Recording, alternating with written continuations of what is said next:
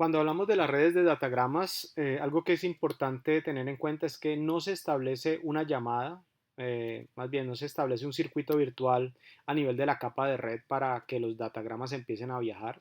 Los datagramas empiezan a fluir por la infraestructura de red y pueden viajar por diferentes nodos, como pasa en este caso particular. Los datagramas que están circulando y quieren llegar a su destino, que es este señor de acá, unos se van por aquí, otros se van por acá, otros se van por acá, y eso es totalmente irrelevante para la capa de red. Digamos que ese es uno de los principios de la capa de red, hacer su mejor esfuerzo para transmitir la información. Otro aspecto importante es que los enrutadores no establecen no mantienen un estado entre las comunicaciones que están atravesando cada enrutador. Y algo que es importante es que los paquetes o los datagramas se envían o se hace el forwarding usando el host destino. Algo que era diferente en el circuito virtual, que lo que garantizaba o determinaba cómo llegar a su destino era el identificador de circuito virtual. Cuando nosotros vemos cómo es una tabla de forwarding en estos datagramas, vemos que lo que tenemos son rangos de direcciones y asociados a esos rangos de direcciones un enlace de salida. Entonces, si hay un rango de dirección 1, va por el puerto de enlace 3, si es el rango de salida 2, va por el puerto 2, si es el rango de direcciones 3, va por el puerto 2 y así sucesivamente. Algo que es importante tener en cuenta es que aquí en la tabla de forwarding tenemos es rangos de direcciones y no tenemos direcciones IPs individuales. La razón por la cual no tenemos direcciones IP individuales es porque la forma como está representado una dirección IP nos podría dar hasta 4 billones de direcciones IP, lo cual representaría que la tabla de forwarding de cada enrutador debería almacenar al menos esos 4 billones de datos, lo cual es algo totalmente absurdo. Entonces, lo que manejan los enrutadores son rangos de direcciones. Esos rangos de direcciones me permiten a mí enrutar los datagramas. Entonces, si un datagrama tiene este rango de direcciones, entonces nos iríamos por en la interfaz 0.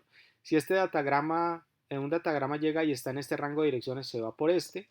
Si el datagrama está en este rango de direcciones, se va por este enlace. Pero si el datagrama que llega no está en ninguno de estos rangos, es decir, que no sabemos a ciencia cierta cuál es, digamos, el próximo salto que tiene que dar, entonces lo vamos a mandar por la interfaz número 3. Un aspecto importante es que para poder determinar cuál es la interfaz que se va a salir o que va a usar un datagrama para salir, es utilizando el concepto de longest prefix matching. Vamos a ver esto con un ejemplo. Imaginémonos que tenemos esa tabla de forwarding, donde este es mi rango de direcciones destino. Aquí estoy diciendo que cuando tenga un datagrama, este primer byte con esta estructura, este segundo byte con esta estructura, y el tercer byte tenga esta estructura hasta aquí, el datagrama se iría por este lado de acá. Observemos la interfaz número 1. Si un datagrama tiene esta estructura acá y el primer byte tiene el primer byte tiene esta estructura, el segundo byte del datagrama tiene esta estructura y el tercer byte tiene esta estructura, se va a ir por la interfaz 1. Pero observemos algo muy particular. Estos dos, estos dos señores que están acá, este y este, tienen la misma estructura, se parecen mucho. De hecho, se parecen hasta este bit que está al lado de acá, se parecen demasiado. Pero este señor de aquí, en la interfaz número 1, me está diciendo que los datagramas que tengan además esa misma estructura, pero tres ceros, se van a ir por esta interfaz. Entonces, observemos este ejemplo que está al lado de acá. Observamos que tenemos la misma estructura que aparece en esta secuencia de acá, en esas rango de direcciones destino, hasta 0,1, hasta esta parte. Y luego nos dice, luego estoy viendo que la estructura que tiene 0, 1, 1, 0. Y si observamos, la única interfaz que cumple con esa estructura es la interfaz 0. ¿sí?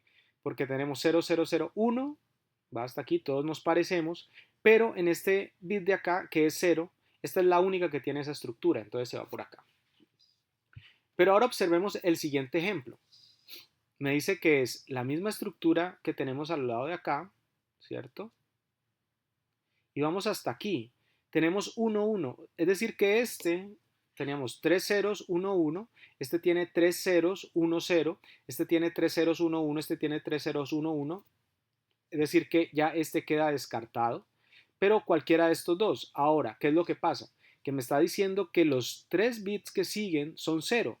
Luego, se podría ir por acá, pero lo que me dice el longest prefix matching es que yo voy a irme o voy a enviar el datagrama por aquella interfaz donde más bits se apareen o sean similares. Entonces, realmente, aquí se iría por la interfaz número 1.